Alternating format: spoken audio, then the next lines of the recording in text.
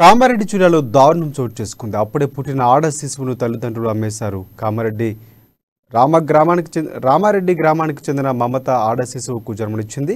ఇక శిశువును తల్లిదండ్రులు వేరే వారికి అమ్మేశారు. అయితే బాలింతతో పాటు పసికందు పరిస్థితి పరీక్షించేందుకు ఆశా కార్యకర్తలు మమత ఇంటికి వెళ్లి శిశువు గురించి ఆరా తీశారు.